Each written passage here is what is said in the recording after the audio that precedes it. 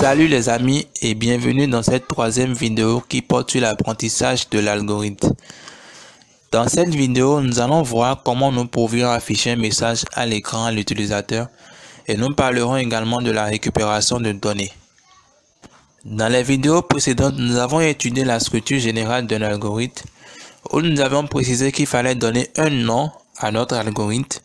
Passer ensuite à la déclaration des variables où nous avons parlé des deux types de zones mémoire, les zones mémoire constantes et les zones mémoire variables. Nous avions ensuite dit qu'il fallait spécifier le début de l'algorithme, écrire ensuite les instructions qu'il faut dans l'ordre logique dans lequel il faut, et terminer en marquant beaucoup plus la fin à partir du mot-clé fin. Alors les amis, ne vous inquiétez pas si c'est encore un peu flou dans votre tête, nous allons prendre dans cette vidéo un exemple concret. Supposons un instant qu'on nous demande d'écrire un algorithme qui permet de récupérer l'âge chez l'utilisateur et qui lui affiche dans une phrase « Vous avez l'âge qu'il a entré en ». Et donc s'il a entré 20 par exemple, il doit avoir le message « Vous avez 20 ans ». Alors nous allons ensemble écrire cet algorithme. Nous allons commencer par spécifier le nom de l'algorithme. Et donc algorithme afficher âge. On va considérer que afficher âge est le nom de notre algorithme. Nous allons ensuite passer à la déclaration des variables. Et comment savoir les variables qu'on doit déclarer? Quand on considère l'exemple actuel, nous devons récupérer chez l'utilisateur son âge. Et donc ça veut dire qu'en récupérant l'âge, nous avons l'obligation de sauvegarder l'information dans une variable pour ne pas perdre l'information.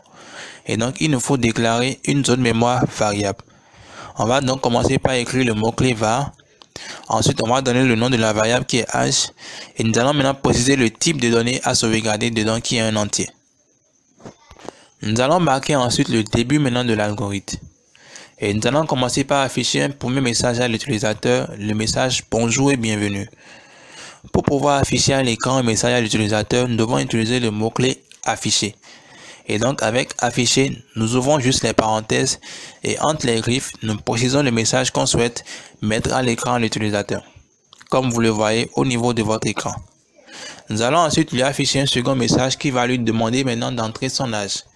Et donc on va encore réécrire afficher. Nous allons encore ouvrir les parenthèses et préciser encore dans les griffes, entrez votre âge s'il vous plaît. Nous allons maintenant récupérer l'âge chez la personne. Et pour pouvoir récupérer l'âge chez l'utilisateur, nous devons utiliser le mot-clé saisi. Et donc nous allons faire saisi et entre parenthèses, on va préciser la variable dans laquelle nous devons sauvegarder la donnée.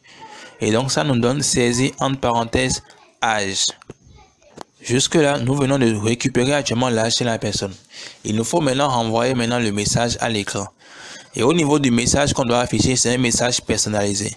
Et donc ça comporte également le contenu d'une variable et un message test également prédéfini. Et donc pour le faire, on doit commencer par mettre afficher, donc à appeler encore le mot-clé afficher et préciser entre les griffes le message vous avez, fermer les griffes, passer la virgule et préciser maintenant la variable qui doit nous renvoyer l'information. Ouvrir encore maintenant beaucoup plus, donner beaucoup plus une nouvelle virgule et préciser maintenant dans les griffes à suivre en. Et donc, ce message nous permet beaucoup plus d'avoir maintenant à l'écran, vous avez l'âge que la personne a entré en. Et donc, s'il a entré 15, on aura exactement, vous avez 15 ans. Nous allons maintenant terminer par lui envoyer un message de revoir. Et donc, on va faire afficher et on va mettre maintenant merci et à très bientôt. Et on va maintenant marquer la fin de notre algorithme avec le mot-clé fin. Chers amis, nous venons de terminer d'écrire notre algorithme. Alors les amis, en résumé, nous avons rapidement vu comment nous pouvons afficher un message à l'écran de l'utilisateur et nous avons remarqué qu'on peut afficher beaucoup plus de types d'informations. Nous avons les messages pratiquement prédéfinis que nous pouvions afficher et donc il fallait juste appeler le mot-clé afficher et entre les parenthèses, entre les griffes, il fallait juste préciser le message en question. Par contre, quand on a envie de renvoyer à l'écran le contenu d'une variable, il faut beaucoup plus préciser le nom de la variable entre les parenthèses du mot-clé affiché. Nous avons vu également qu'on peut récupérer les données chez l'utilisateur à partir du mot-clé saisi. Il faut juste passer le nom de la variable entre les parenthèses et c'est terminé. Chers amis, il faut également préciser que, à défaut d'utiliser afficher et saisir, vous pouvez également utiliser écrire et lire. Écrire pour pouvoir également afficher un message à l'écran. et vous l'utilisez de la même façon que le mot-clé affiché et lire pour pouvoir beaucoup plus récupérer une donnée chez l'utilisateur et vous l'utilisez également de la même façon que le mot-clé saisi. Alors chers amis, la vidéo devient déjà trop longue. Nous allons continuer dans une prochaine vidéo et nous parlerons beaucoup plus des opérations arithmétiques. Si vous avez aimé notre formation, n'hésitez pas à partager cette formation. Si vous n'êtes pas encore abonné à notre chaîne, n'oubliez pas de vous abonner pour ne rater aucune de nos prochaines vidéos. Nous allons nous dire à très bientôt.